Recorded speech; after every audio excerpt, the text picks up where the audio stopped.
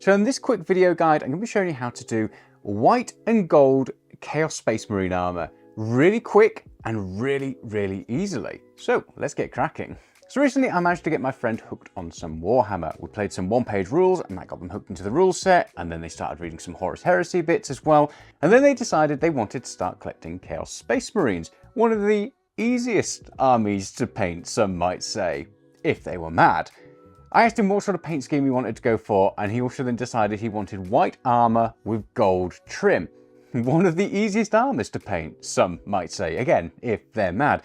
So I figured I'd go away and see if I could come up with something that was actually easy for him to do, because he's never painted before. And I figured, you know, starting with Chaos Space Marines and trying to paint lots of white armor with loads of gold trim might just be something that puts him right off the hobby.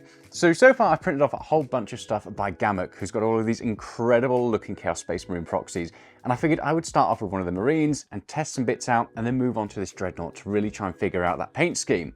Now this took me in total around about 3.5 to 4 hours to get done, and a lot of that is waiting for things to dry. So it's a really quick and easy effective paint scheme to get done, and you don't worry about the mistakes. You can make loads and loads of mistakes throughout this, and you will see me make loads of mistakes when it comes to the trim, so don't worry too much about that. So first up, you need to obviously assemble your Marine, whether or not that's a Dreadnought like this, for example, Space Marine, whatever it is that you're assembling, you just need to get it put together, and then we go on to the priming. Now, I use my airbrush to get the prime down, but this would work just as effectively with a rattle can. Basically, you go for black and then white from above and kind of get more white on there than you would do if you were doing like a standard centerfold prime. Like I mentioned, I used my airbrush, but you could use a rattle can for this and it would do just the same job and be just as effective. We're not looking for any spectacular layering here. We're not looking for like a nice mid-tone or anything like that. Literally just a lot of white over that black, trapping in some of the black underneath, like the bits where you're not going to worry too much, and getting a lot of brightness on here. You probably could just get away with doing it as all white anyway, because one of the later stages will probably cover up most of it, but I do like the Zenithal because it just pulls in some extra shadow as well. So once you have done that, it's over to the painting table. Now, I'm an impatient man and I don't really leave too much time between actually like my undercoating and then moving across onto like my main coating. So again, you know, it's down to your preference and everything else like that. Got an airbrush, jumped across and then pulled out my paint.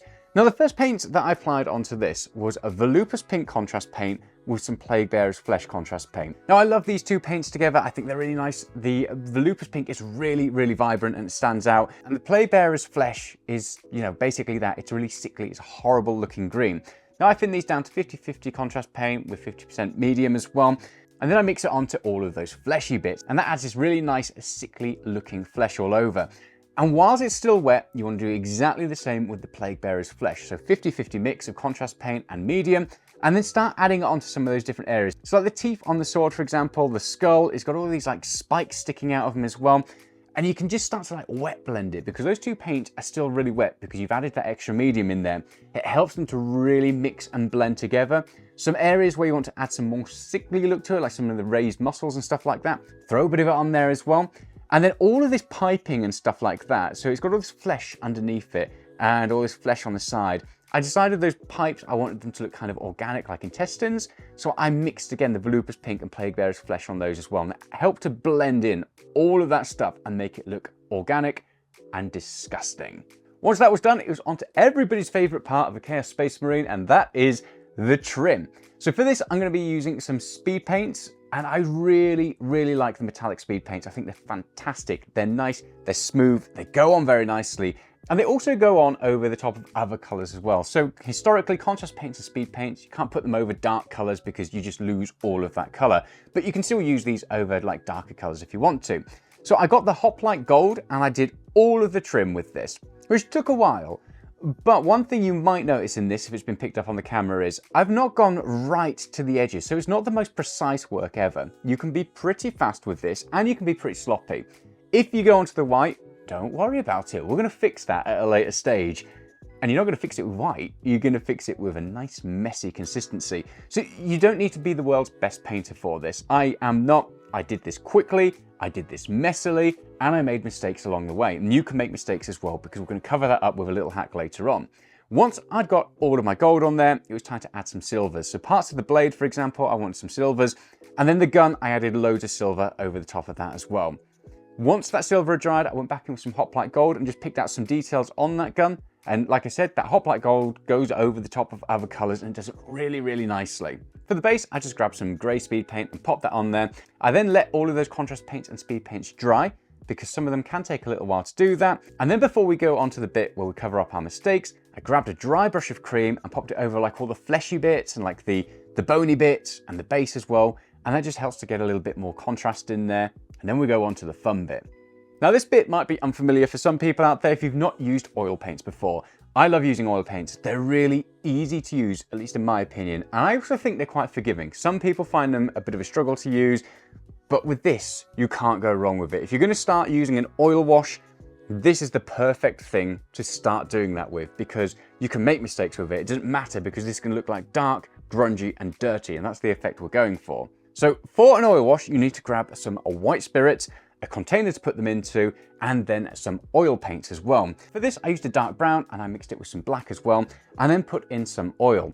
Now, you want to get it to a decent consistency, and this I don't have any recommendations for. It's really difficult to get, and the best way to figure it out is just test it out on your model and see how it goes. The consistency on something like this that I was looking for was that it would stay on pretty much all of the surfaces and not completely run off, but not be thick like I was painting it on. You can hopefully see that in the video here, the consistency that I got it to. It's quite runny, it's quite wet, and it does then start to seep into all of the cracks and everything, and you can start to just about see the color underneath that used to be there beforehand. If it's any thicker, it's not necessarily too much of an issue, we can clean it up later, but it's not gonna run as nicely as you'd like it to. And if it's any runnier, it's just gonna drip off all of those top surfaces and just go all over the place. Once you've applied it all over the model, and I do mean all over the model, it's time to let it set. And again, this depending on your environment, if it's hot, if it's cold or anything like that, can take a little bit of time. I normally leave it for about 10 to 15 minutes. If you go back in there when it's too wet, you will undo all of your work. If you leave it for too long, it's then really hard to then start to clean up.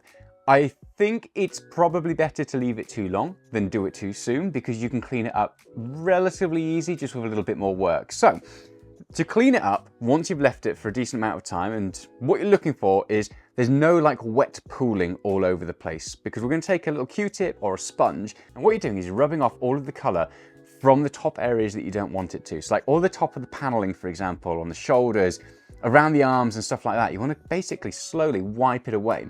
And if it's too wet, what happens is when you get to the edges where you've got like all this trim and stuff like that, it will suck all of the moisture in the paint out, and then you don't have any of that dirty wash in there, which then reveals your mistakes you made on the trim earlier. If it's the right consistency, what you'll find is that you'll be able to rub it away quite easily, but it doesn't like suck up all the moisture and stuff like that. You won't see it just getting pulled away by your sponge. Give it a good clean and give it a good rub all over. And then any of those stubborn areas that you've got, you can take some of that white spirit, apply it to your sponge or your Q-tip, and you can just dab a bit onto the areas that are stubborn. That reactivates the oil wash, and then you can just pull it away with a sponge or a Q-tip. If you've left it for too long and it's gotten too dry, you can do the exact same method again. So you can get that Q-tip, put it into some white spirit, dab it onto the model, and wherever it touches the model, that browny, messy wash will reactivate, and you can start to pull it away, maneuver it into the places that you want it to go back into and stuff like that. You have loads of freedom and loads of fun with it.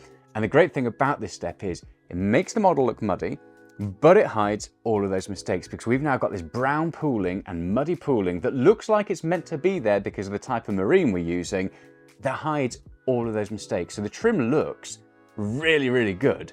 And I didn't do a really, really good job on it. So yeah, nice little hack there. Once that was done, I had to figure out one last thing that I wanted to do for him. And that was blood on this big old beastie. I don't even know what that, like flesh sword with teeth. There are no words. I've never done this before, so it was a bit of an experiment. First off, I got a brush and I dipped it into blood for the Blood Gold Technical Paint, and I tried flicking it, and it kind of worked, but it wasn't doing enough. He had like these little smatterings of blood on there, and he's a big guy. He's done more than a smattering. So I grabbed a toothbrush, an old toothbrush, not one that I'm going to use later on, and I did it, and I got much, much bigger blood spray all across the model. And I love this because we've got this white armor and the gold. The red is really bright and vibrant, and it really stands out on that white armor, and it really contrasts nicely with the gold. I love the way this looks. It just adds an extra pop of color on the model that otherwise wouldn't have been there. And I think for this army, that definitely needs to be there because it's so easy to do. So for the base and the legs, I added some pigment powders on there as well. And I've grown to love them. They can be a bit tricky to use if you're not used to them, but basically, tip for pigment powders, pop them on there, get them into the surface, and then start to wipe away any of the excess. If you've got too much on there, it just looks like dust and doesn't look quite right. But if you really start to get it in there and add it onto areas where dust would naturally settle, I think it really starts to look very nice. Once it is on there, don't varnish it, because if you varnish it, apparently it will turn into this like goopy mess and basically it turns into paint. So it will then start to look like this like pale brown paint all around it and just won't look good. Take that white spirit that you've used for your wash earlier and just start to apply it on there. So all you need to do, get a brush and dab it in the areas. And what you'll see is as you dab that white spirit on there, all of that pigment powder will just soak it up. And what you'll start to do is panic because suddenly you can't see any of that pigment powder. It just looks invisible and it looks like you've just undone all of your work. Let it get in there, soak it all in, get everything wet down there with some white spirit, then leave it to dry. When you come back in about 15 minutes, you will see that your pigment powders are starting to return and you can see them. And they are stuck and adhered in place, so that way a good blow isn't going to send them all over the place. It's a great little step. Once that was done, I used a satin varnish all over it just to kind of pull it all together, and he was done. And like I said, it took me about 3.5 hours, maybe 4 hours to get the whole thing done. And I think the result is really good for quite a rush job and for quite a simple job. It barely took any colors at all. It barely took any work or concentration.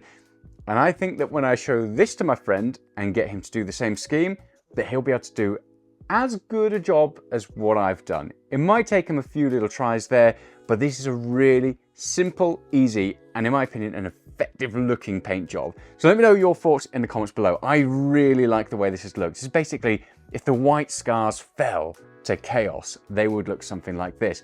And this has made me want to go onto eBay and see if I can find loads of old Chaos Space Marines.